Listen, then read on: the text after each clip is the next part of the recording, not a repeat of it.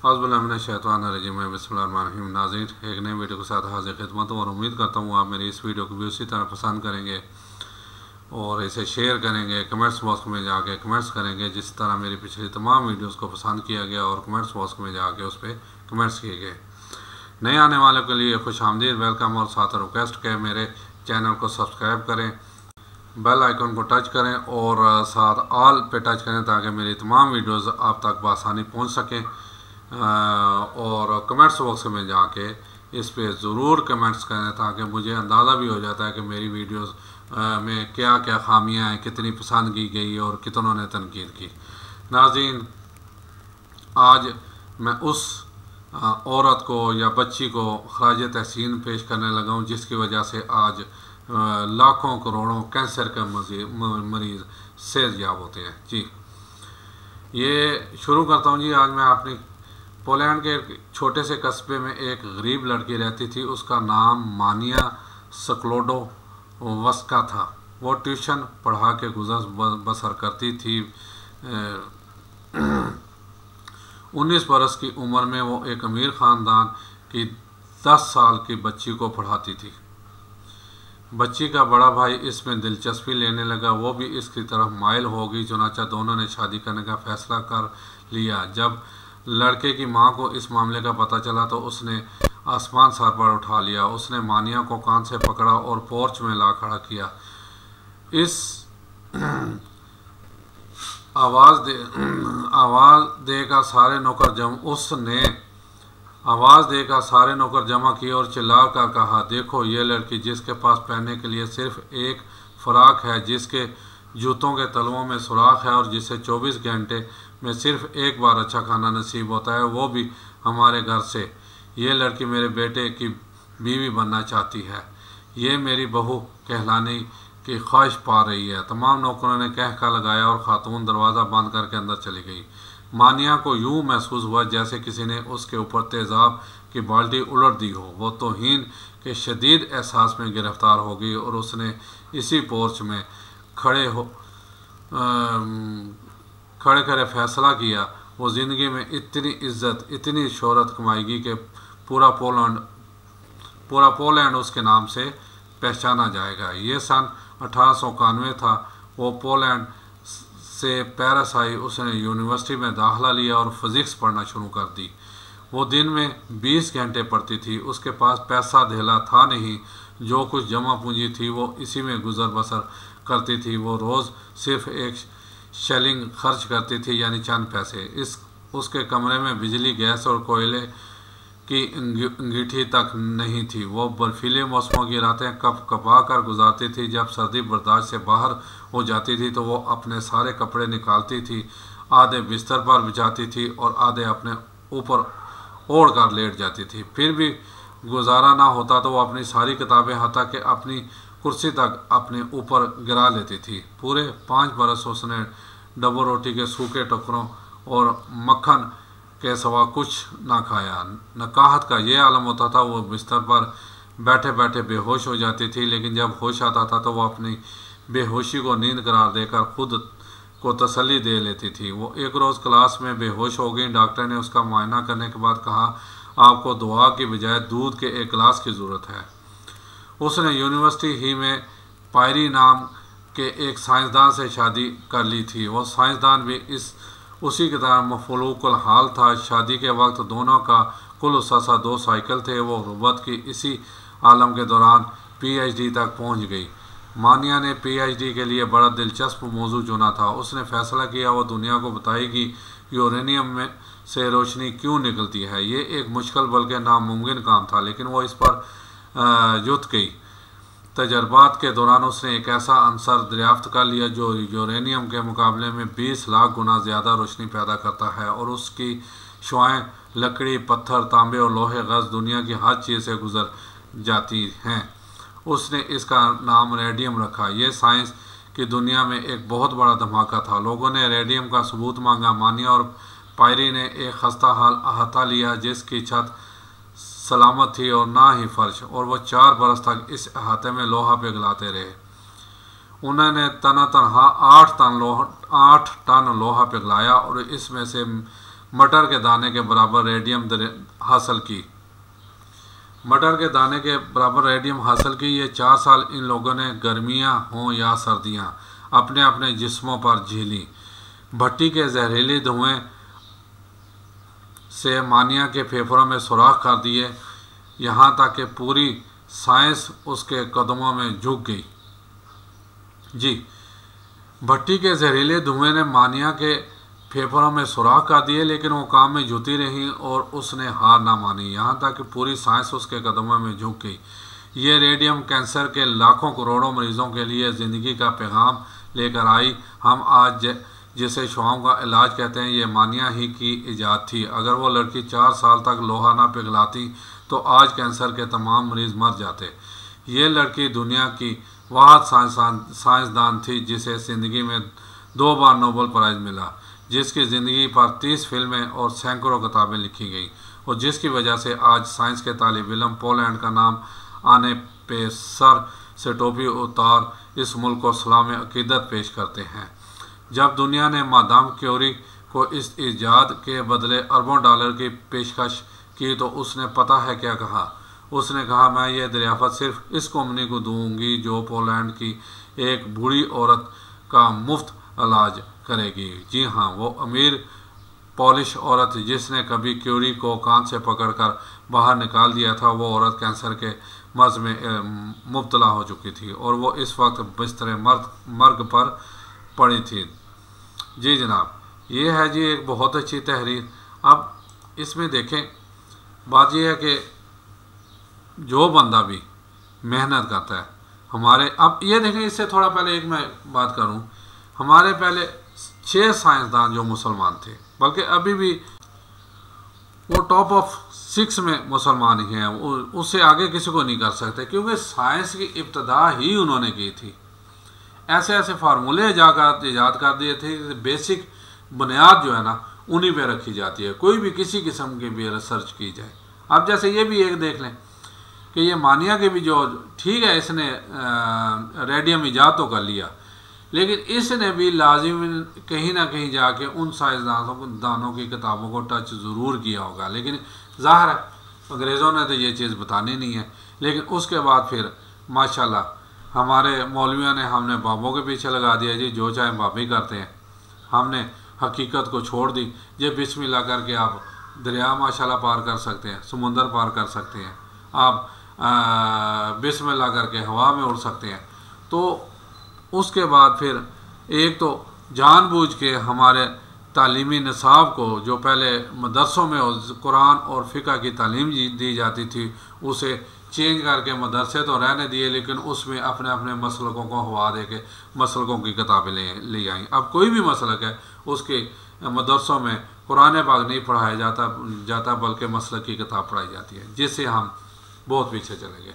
अब अंग्रेज़ों की लेबॉर्ट्रियाँ देख रहे हैं, उसमें कुरान पाक के नुस्खे हैं, वो उससे सीख रहे हैं, या फिर हमारे जो 6 साइंसदान हैं उनकी किताबें पढ़ी हुई हैं, जिसमें आलम बैरूनी और राजी और 6 और जो है ना 4 और ऐसे जो है ना साइंसदान हैं, वो उनसे इस्तेफादा हासिल कर रहे हैं। हम क्या कर रहे हैं? हम ऑक्सफोर्ड और कैम्ब्रिज के पीछे लगे हुए हैं। अब स्कूलों में देख लें, बजाय हमारे पास एक मुकम्मल ज़ाब्ता हयात कुरान पाक की सूरत में मौजूद है, उसे पढ़ाने के हम जो है ना ऑक्सफोर्ड और कैम्ब्रिज की किताबें पढ़ा रहे हैं इंग्लिश की। गाल पे हमारा एक बहुत ही प्यारा दोस्त अल्लाह जन्नत के फौत हो गया, कहता है जी हमारा तो एक अजीब ही अलमिया है, माँ पंजाबी है, कौमी ज़बान उर्दू है, तो बच्चे को इंग्लिश मीडियम पाया हुआ है, ना पंजाबी रहना है ना उर्दू मीडियम रहता है, ना ही इंग्लिश सीख सकता है। बात तो सही है उसकी, 100% उसकी बात थी, ठीक थी। और फिर ये ज़बरदस्ती ये निज़ाम हम पे ठोंसा गया है, ज़बरदस्ती। वजह क्या है कि हम असल डगर पे ना कहीं चलना शुरू कर दें, हमें असल निसाब दिया ही नहीं जा रहा ताकि हमारे बच्चे पढ़ के कुछ बन ना जाए। मैंने अक्सर अपनी वीडियोज़ में कहा कि आजकल जो अपना निसाब हमें पढ़ाया जाता है उसमें 80% जो है ना 80% फजूल है। देखें, आम बंदे को ना ज्योमेट्री से कोई गर्ज है, ना फार्मूले से कोई गर्ज है, ना क्या कहते हैं अपना साइंस की उसे कोई उसमें जी इंसान के जिस्म में कितनी हड्डियाँ या क्या हो रहा है, तो ये क्या करना है, क्या ज़रूरत है इनकी करने की। यार सीधा सीधा हमारे ज़माने में एक कायदा होता था, एक तख्ती होती थी, एक स्लेट होती थी, और हम माशाल्लाह स्कूल में ही पढ़ के आके सारा दिन घर में खेलते थे। और उस ज़माने के बंदे ले लें और आजकल के बच्चे ले लें, ज़मीन आसमान का फ़र्क है। क्योंकि उस वक्त के ज़्यादा निसाब होता नहीं था, हम समझ के पढ़ते थे। आजकल क्या है, स्कूल में बच्चा रात को ये कह लें कि यानी क्या कह रहा है, आके शुक्र कहता है कि चारपाई पे गिरता है। सुबह 6 बजे एक बच्चा उठता है, फटाफट नाश्ता करके स्कूल जाता है, 12-1 बजे आके उसने फटाफट रोशन क्या नाम है नाश्ता करता है, तो 2 बजे स्कूल का और ट्यूशन का टाइम हो जाता है। वहाँ से रात को 7 बजे आता है, उसमें सपारा भी पढ़ना होता है। शुक्र करता है थोड़ा सा जो है ना उसे मौका मिलता है, तो वो सोने की करता है। वजह क्या है, 80% नसाब। और ये ख़त्म नहीं हो सकता, क्योंकि अब ये भी एक माफिया बन गया है। ये जो एकेडमी माफिया है, ये कभी भी नहीं चाहेगा कि नसाब आसान हो ताकि हमारी एकेडमियाँ की ख़त्म ना हो जाए। नसाब आज भी आसान कर दें, ये सारी एकेडमियाँ अपने मुंह के बाल आ गिरेंगी, लेकिन ये नहीं हो सकता। और एक बहुत पुरकशिश रकमें भी जो है ना अपने इलाके के MNA MP या अपनी पार्टी को दी जाती हैं ताकि वो इस तरफ आए ना। बेड़ा गर्क हो रहा है हमारे बच्चों का, सवा सत्यानाश हो रहा है। और यकीन माने, मैं अक्सर अपनी वीडियोस में कहता हूँ, अगर मुझे मौका मिले, पहले तो बात वही है भैया, मैं सीधा कहता हूँ कि तीसरे दिन मुझे गोली लग जाती है, जैसे लियाकत अली खान को लगी, जैसे दूसरे जिन्होंने भी कुछ अच्छा करने की कोशिश की फ़ौरन उन्हें, जैसे अब पिछले दिनों में वो DSP SP था ना, जिसने कहा था मुझे फ़ौज की गाड़ियाँ चेक करने दें, अगर एक भी बम धमाका हो गया मुझे पकड़ लीजिएगा। क्या हुआ, हफ्ते के अंदर अंदर से मरवा दिया ना, रास्ते से हटा दिया ना। अब मैं ये नहीं कहता, यानी मेरे पास ना कोई सबूत है ना प्रूफ है कि ये फ़ौज नहीं काम किया हुआ, ये कि इन बिटवीन जो बंदा है या मुल्क दुश्मन अनासर, उन्होंने भी ताकि इल्ज़ाम फ़ौज पे आ जाए, क्योंकि उसने फ़ौज के ख़िलाफ़ जो दी थी अपना इंटरव्यू दिया था मीडिया पे आके। तो भैया बात यह है कि अगर मुझे दिया जाए, सबसे पहले मैं इन 2 महकमों को, एक सेहत और एक तालीम, इनको छेड़ूँ। और तालीम में से जो 80% निज़ाम है, मैंने तो आगे कई दफ़ा कहा है, सीधी सी बात है, मैं सबसे पहले लाजमी कर दूँ कि 5 साल से पहले बच्चा स्कूल में नहीं आना चाहिए। 5 साल पूरा हो फिर स्कूल आए। और मैं प्राइवेट स्कूलों को ना छेड़ूँ, गवर्नमेंट स्कूलों में कर दूँ कि अगले 3 साल या 5 साल सिर्फ इन्हें कुरान पाक ग्रामर के साथ पढ़ाएं, ताकि उन्हें बच्चे को पता चले कि ये इस कुरान पाक में है क्या, वो कुरान पाक को समझे। फिर उसके साथ जो अपना ये उर्दू की किताब छोटी सी, ठीक है, और हिसाब का ये जो हमें आम बंदे को ज़रूरत होती है वो है ज़रब, तकसीम, मनफी, और ये 4 चीज़ें जो है ना अपना, ठीक है, ये साथ लगा दूँ। और यकीन माने बच्चे को किसी ट्यूटर की ज़रूरत नहीं पड़ेगी, किसी भी ज़रूरत नहीं पड़ेगी। और दूसरा, सेहत के हवाले से जो आप देखें, ये लाहौर में डॉक्टर हॉस्पिटल डॉक्टरों ने मिल के बना लिया। ये अब डॉक्टर नहीं, ये कसाई हैं, इन्हें सिर्फ अपनी फ़ीसों से मतलब होती है, मरीज़ जाए जहन्नम में।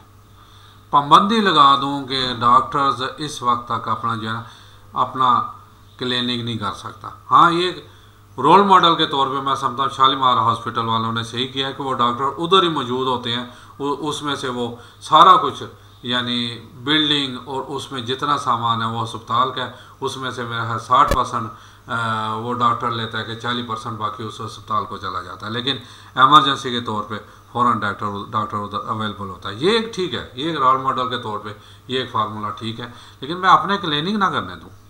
और दूसरा, जो जिस किसी ने डॉक्टर की डिग्री, आप कई हमारे देखें जो हैं डॉक्टर, वो अपना एंकर बन के टीवी पे बैठे हुए हैं, मैं इन्हें उम्र कैद की सज़ा दे दूँ, अंदर कर दूँ।